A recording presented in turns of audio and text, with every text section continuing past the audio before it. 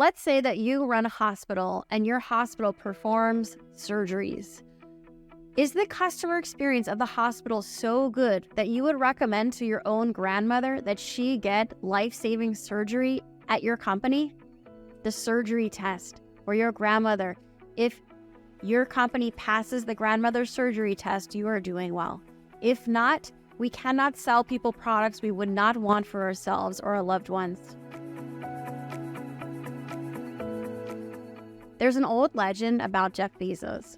It's the holidays, and Jeff Bezos knows how backed up the contact center can be over Christmas time.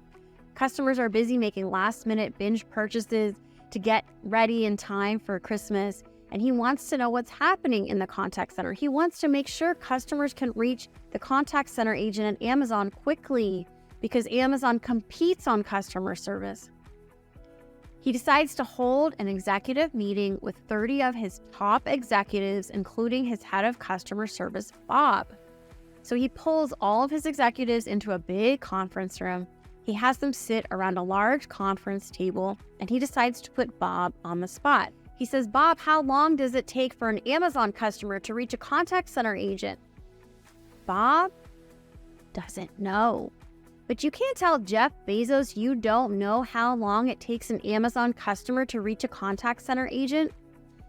So Bob says, "Well, Jeff, I think it's under a minute." Jeff says, "Great, let's see." Jeff takes out his smartphone. He dials the number for 1-800 Amazon customer service. He puts the phone on speaker. He sits it down on the table, and 30 executives and Jeff Bezos wait. 1 minute passes by and no one picks up the phone. 2 minutes pass by and all the executives sitting around are starting to fidget. They're looking at each other. They look uncomfortable. 3 minutes pass by and still no customer service agent.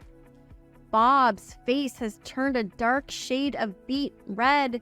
Beads of sweat are dripping down his forehead onto the floor of the conference room. Jeff Bezos looks enraged. His face is also red. 4.5 minutes pass by before someone picks up the phone. "Hello, this is Amazon customer service. How may I help you?" Jeff hangs up the phone.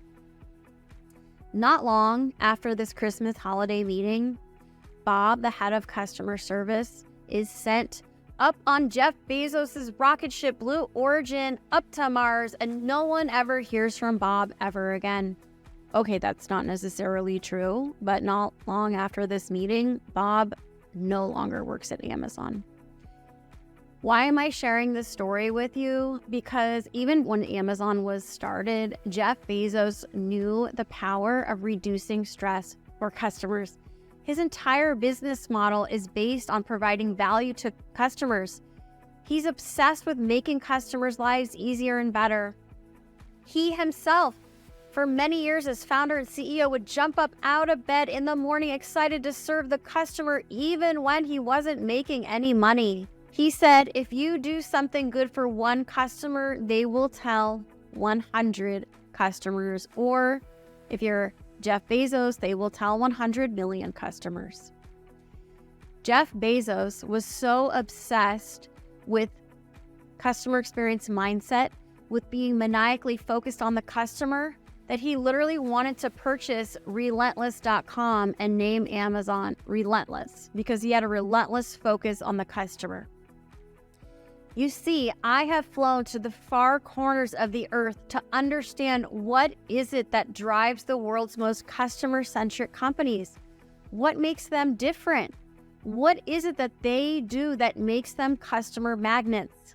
Let's say that you run a hospital and your hospital performs surgeries. Is the customer experience of the hospital so good that you would recommend to your own grandmother that she get life-saving surgery at your company? The surgery test for your grandmother. If your company passes the grandmother surgery test, you are doing well. If not, we cannot sell people products we would not want for ourselves or our loved ones. Take all those beautiful, wonderful experiences I just told you about compared with the delays of air travel or losing bags over the holidays, sending a claim in for insurance through the snail mail, or waiting in a doctor's room only in a piece of paper, never knowing when our doctor is finally going to come in after so much time. These are the terrible customer experiences that someone is just waiting to disrupt. Before we start looking at customer experience and how you can start to put customer experience to work every day at your organization, we need to look forward to see what is happening on the forefront of customer experience. What are the trends that we need to be paying attention to as the customer experience mindset is spinning in the background? The 5 trends include: number 1, automation and self-service to ease staffing shortages. Number 2, every experience matters during inflation. Number 3, a move toward widespread immersive experiences. Number 4, Phygital, the marriage between physical and digital and how that plays out in the experience you offer customers. And number 5, fragile customer experience budgets, teams that are asked to be doing more with less. The first trend, automation and self-service, we thought that all of the turnover on the front lines of the important people that deal with our customers was because of COVID, was because of quiet quitting. But it turns out that so much mismanagement of our frontline staff is to blame, according to a recent article and research from Harvard Business Review. It's the fact that we have not given our frontline workers raises. We don't treat them well. I don't believe your senior executives should be treated any better than those working on the front lines with customers. Why not have an incredible employee experience package for the people that are dealing directly with customers? For example, JetBlue Experiences, a break-off of the Airways. They provide travel packages and bundles at paisley.com and jetblue.com. You can find their cruise packages. I just interviewed the president recently, and Andres told me that they actually send their contact center agents out to the resorts where the customers are thinking of going. And so those agents can say, yes, I was recently in the Caribbean and that resort is incredibly kid-friendly. And so how do we continue to invest in our staff while also supplementing with self-service technology? Number 2, second trend, every experience matters during inflation. 61% of Americans are worried about money. They are cutting back on the premium brands. That means that every experience is game day. Every day is game day, and customer experience must be our strategy. Number 3, we're looking at a world with widespread immersive experiences, the mix of augmented reality, virtual reality, using modern technology to provide a customer an experience in their living room. Number 4, how can we think about the physical-digital marriage and not treat our business internally with silos?